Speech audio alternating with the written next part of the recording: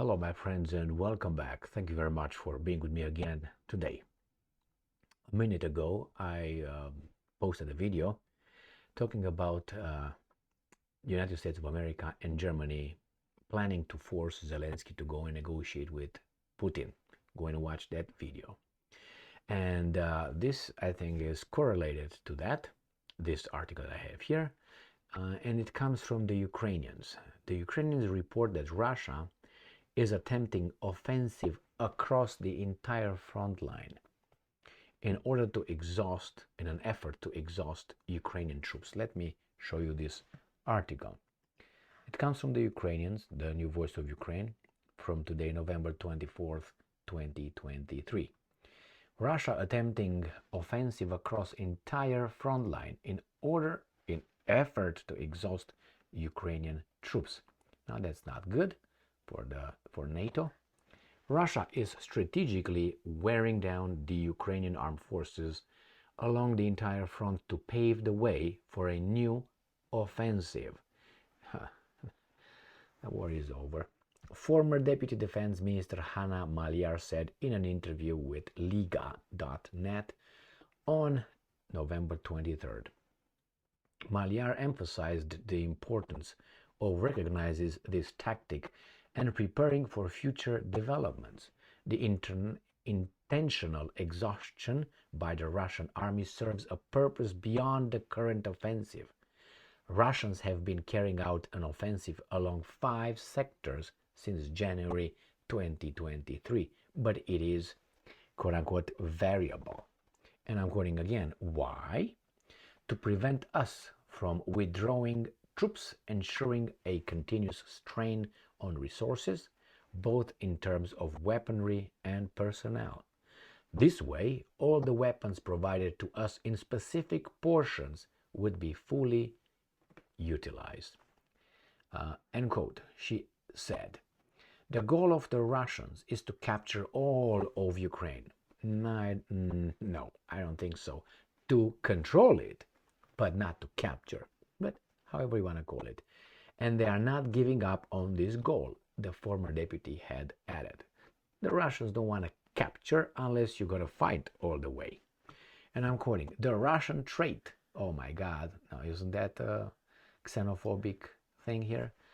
Not only in our war, but also in other wars, is that they are inadequate in their self-assessment, she said. Really? Okay, the war is not over, baby doll. So, these were the last words of Maliar.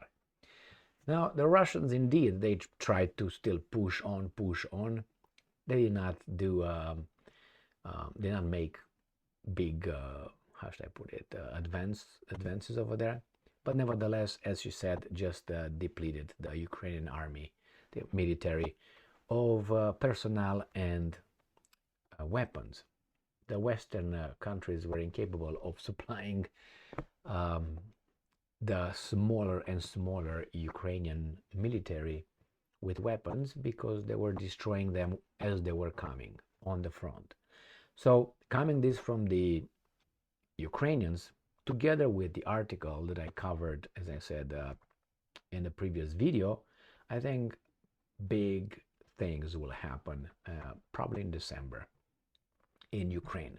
I already said that the thing is over there. It's just like a patient that has a last spasms before it just dies. So we'll see. It's not confirmed. Is not clear that that's the way it's gonna be. But remember, the Americans have elections next year, so not that it really matters, but some have to portray it as a victory, and the victory could not be a frozen war, stalemate, or even a losing war. They have to portray it as being the big negotiators. They will force Zelensky to speak with Putin, destroy that little law that they signed over there in policy. And after that, the Americans will warm themselves. I'm talking about these guys who were in charge of things they will show up over there and they will try to play the mediator, like the guy, the father who takes care of the two stupid kids. He's gonna come and you go to your room, and he's gonna be like the guy in charge.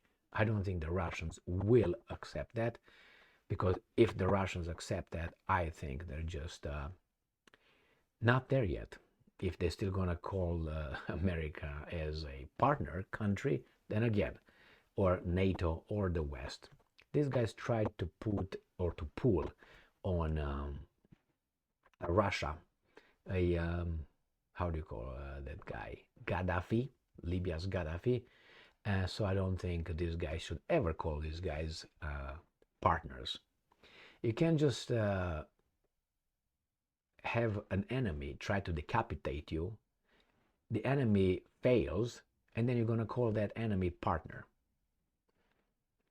Well, you need a lot of, how should I put it, assurances. In order to do that, you need time. And the guard will still be up. Remember what Victoria Nuland, one of the Zelensky Steins, said in one of her virtual meeting with the Ukrainians. I can't remember exactly. It was about 6 months ago. She said this, and I'm paraphrasing her. Actually, I'm quoting and a little bit of paraphrasing at the end. We will not do this again. That's what she told them. America will not do this again. So we either kneel Russia now, otherwise if we fail, Russia will win, because that means they will, this is the greatest attempt.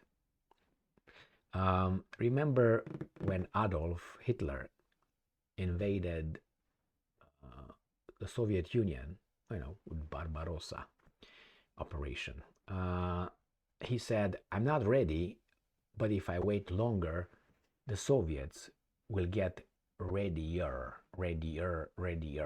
So we are better than them, he thought.